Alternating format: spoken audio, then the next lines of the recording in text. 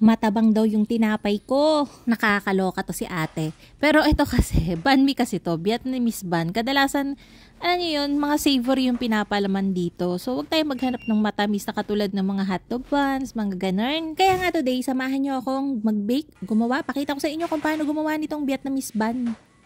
Yung timpla nito ay adjusted na para hindi siya mabilis tumigas, para hindi siya, pwede nyo siyang i-stack ng mga ilang araw.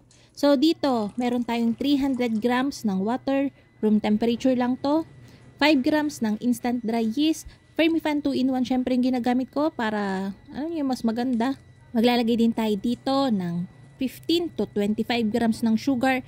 I-adjust nyo kung gaano karami ang gusto nyo, okay? Okay lang yun, kahit mag-adjust kayo ng gano'n, mababa lang naman eh. Pero mas mababang sugar, mas mabango yung flour, mas maamoy mo yung toasted na flour, mas masarap yung tinapay. Kaya lang, mas mabilis siyang tumigas. 500 grams ng bread flour, pwede rin ng all-purpose flour, and then 15 to 18 grams ng yeast. Mga nasa 15 lang yung ilagay nyo kasi pagka masyado mataas, sobrang alat naman ng tinapay na yan. Baka magreklamo naman na hindi nga matabang, maalat naman. Tapos yan, haluin muna natin yan. Gagamit tayo ng stand mixer dito. Kasi malambot to, mahirap to masahin. Unless mag-a-apply kayo ng mga Tanzong method, sponge dough method. So yun, hindi nyo na siya kailangang padaanan ng mixer. And pagka hindi nyo to minixer, mas makapal yung crust niya para siya magiging baguette. Pwede nyo ring apply dito yung no knead dough natin na nasa pizza dough. Ilagay ko yung link sa comment box para matingnan nyo kung paano yun. Kahit hindi nyo na yung masahin, okay lang. Ang kaibahan nga lang, mas mabilis tumigas yung tinapay. So, pagka-bake nyo, mas maganda, kainin nyo siya within 24 hours. Okay. Pinamasa natin yan sa mixer. Umabot yun ng mga nasa 9 to 10 minutes. And then, kapag ka nabuo na yung dough, tsaka ako nilagay yung ating 30 grams ng shortening. Pag walang shortening, pwede ang oil. Pwede rin naman ang butter. Kaya lang, plain lang kasi itong tinapay na to, so ma-enhance masyado yung lasa ng butter kapag butter ang ginamit nyo. Well anyways, pagkatapos nating masahin yan, nirest ko yan for 30 minutes. Naglagay ako ng flour kasi ang tendency ng matataas na hydration ng dough, pag ganyan, ang paalsa niyan, papa-flat. So yung flour, nakakatulong yun para makip niya yung kanyang structure. Then pinortion ko yan to 60 to 62 grams each. So, good size to, medium size to ng mga banh mi pang sandwich. And then, ibibilog natin yan. Naglalagay pa rin ako ng extra dust ng flour dyan for same reason, para magkaroon ng structure yung ating bread. Hindi siya padapa. Hindi naman malagkit tong dough natin, sakto lang. Pero makakatulong yung flour para hindi na rin kayo mahirapan. Hindi na siya dumikit. Tapos ayan, re-rest ulit natin to for 20 minutes. Yan, 20. Kung gusto nyo mag 30, pwede din naman. Tapos, ayan, i-rolyo na natin yan. Pagka nagro-rolyo ka nito, huwag nyo nang ika-perfect. Okay lang yan. Basta, pantayin nyo lang yung pagkaka-rolyo, kumbaga. Para hindi naman siya iwaring-iwaring.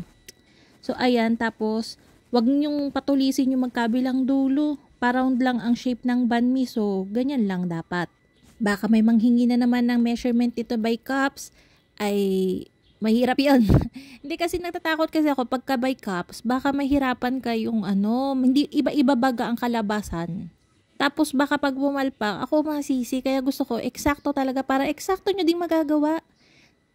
Yung yeast natin, mababa yung nilagay ko. Kasi pagka tinaasan natin yung yeast, nagiging acidic yung tinapay. Mabilis nga tayo magpaalsa, mabilis nga tayo makagawa. Kaya lang, acidic naman yung kinakalabasan niya. Alam niyo, maasim-asim tapos hindi na maganda yung amoy niya. Yung acidic nga yung amoy. So, lagi ako pagka paninda na, mababa lang talaga akong mag-yeast. Try nyo tong Fermifan kasi kahit masobrahan kayo nga ng time ng pagpapaalsa, hindi yung babagsak basta-basta kasi nga may kasama na tong bread improver.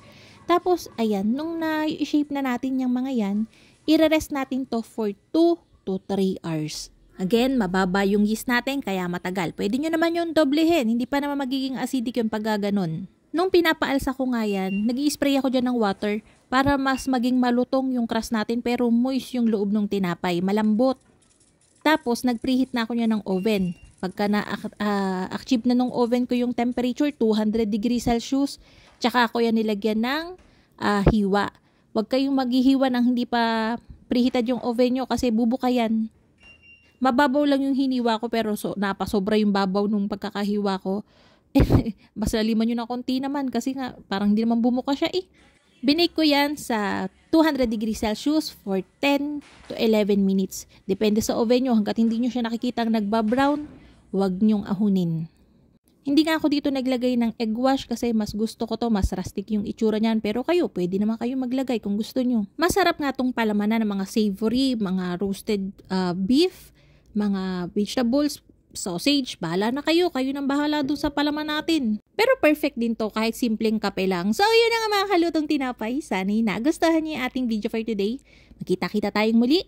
Ito pong Milalutong Tinapay. Bye-bye! Tatagal pala to up to 5 days na malambot, promise. So yun lang, bye-bye!